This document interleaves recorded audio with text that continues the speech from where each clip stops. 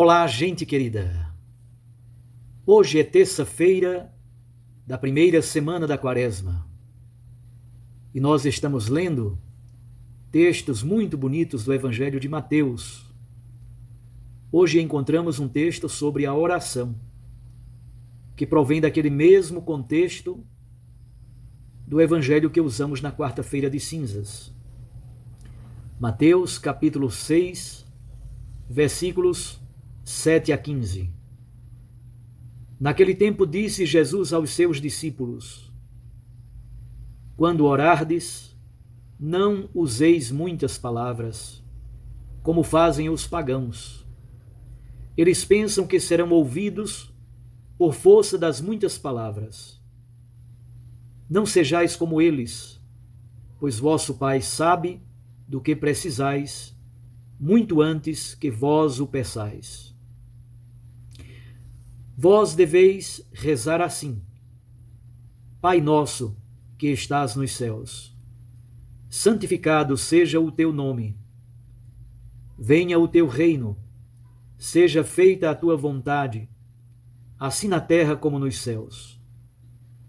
O pão nosso de cada dia dá-nos hoje. Perdoa as nossas ofensas, assim como nós perdoamos a quem nos tem ofendido. E não nos deixes cair em tentação, mas livra-nos do mal.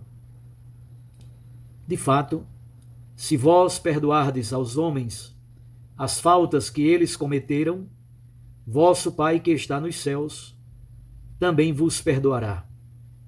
Mas se vós não perdoardes aos homens, vosso Pai também não perdoará as faltas que vós cometestes. Palavra da salvação. Glória a vós, Senhor.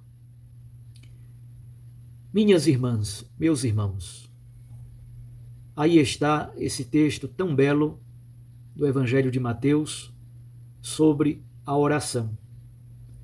Está dentro daquele bloco no qual Jesus reflete sobre a esmola, a oração e o jejum. O texto que utilizamos na quarta-feira de cinzas. Logo depois de falar sobre a oração, como Jesus disse, entra no teu quarto e o teu Pai que vê o que está oculto te dará a recompensa. Logo depois de dizer isso, Jesus reflete sobre a oração e oferece às nossas comunidades, aos seus seguidores, oferece a oração do Pai Nosso. É exatamente o texto que temos no Evangelho de hoje. Esse texto tem 3 pequenas unidades, 3 pequenos blocos. Uma introdução, versículos 7 e 8. Nesta introdução, Jesus trata da técnica da oração. Ele diz: quando orardes, não useis muitas palavras como fazem os pagãos. Não sabemos precisar a qual rito Jesus está se referindo, mas em vários cultos gentios, cultos pagãos, havia práticas de orações com repetições exaustivas. Era uma espécie de oração mágica, uma tentativa de chegar ao coração da divindade pela repetição de muito palavreado. Jesus diz: o vosso Pai, isto é, o Deus de Jesus, o Pai dele e o Pai nosso, o vosso Pai conhece, sabe muito bem do que precisais. Antes mesmo que nós abramos a boca para pedir, Deus já conhece as nossas necessidades. Portanto, não há necessidade de muito palavreado, de muito blá blá blá, para cansar Deus. É como se desejassem matar Deus no cansaço. Essa não é a oração cristã. A repetição desse palavreado exaustivo são técnicas utilizadas pelos cultos pagãos gentios. Há muitas técnicas de oração. Oração mental, oração vocal. Além do conteúdo delas, pode ser uma oração penitencial, de pedido de perdão, pode ser uma oração de louvor, pode ser uma oração de adoração, pode ser uma oração de súplica. Então, o estilo da oração e o conteúdo da oração varia muito. No Oriente, há muitas práticas interessantes ligadas a técnicas de repetições mnemônicas, repetição de uma sílaba, de uma palavra, de uma pequena jaculatória. E essa palavra, de certo modo, entra no ritmo da respiração, no ritmo das batidas do coração. A oração do nome de Jesus, a oração da repetição de uma pequena jaculatória, meu Jesus misericórdia, por exemplo. Senhor, tende compaixão. Ou simplesmente o nome Jesus, que significa Deus salva. Há muitos modos de orar, há muitas técnicas, muitos jeitos de orar. Jesus quer nos ajudar a compreender que o modo pagão de repetir palavreado à exaustão, esse não toca o coração de Deus. Jesus então nos ensina uma oração, exatamente porque ele quer nos dizer que na oração nós nos aceitamos como dom de Deus, dom do outro, um dom do Pai. E o outro se revela como pleno amor. Mais do que simplesmente falar a Deus, na oração nós o escutamos, porque ele é dom de amor. Nós nos descobrimos como dom de Deus, como presente de Deus a nós, e ao mesmo tempo nós percebemos que Deus é dom generoso de amor. Nós descobrimos que somos um ser finito diante do mistério infinito, insondável, inominável de Deus. Por isso nós, diante desse Deus que é infinito e é mistério, nós nos perguntamos sobre a nossa origem, sobre o nosso destino, sobre o porquê da nossa existência. E vamos compartilhando com Deus todas estas perguntas, os amores, os sonhos, os projetos, as dificuldades, as cruzes, tudo partilhado e posto no coração de Deus. Na segunda parte, Jesus nos ensina a oração do Pai Nosso. Tudo começa com uma invocação. Pai nosso que estais nos céus. Ele é Pai. Em aramaico se diz Abá. É o modo como as crianças tratam o pai. É um tratamento carinhoso e especial. Abá significa papai. É um termo extremamente familiar. Provavelmente seja a primeira palavra com a qual as crianças, balbuciando, se aproximam do seu pai biológico.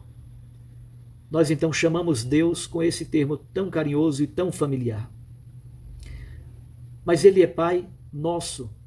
O Pai de Jesus se estende na sua paternidade também a nós. Nós, na graça, compartilhamos a mesma paternidade do Pai de Jesus. Isso revela também a fraternidade que deve existir entre nós. Se por um lado ele é Abá, tão próximo e tão familiar, por outro lado, ele está nos céus. É absolutamente outro e transcendente. E aí aparecem os pedidos que nós fazemos.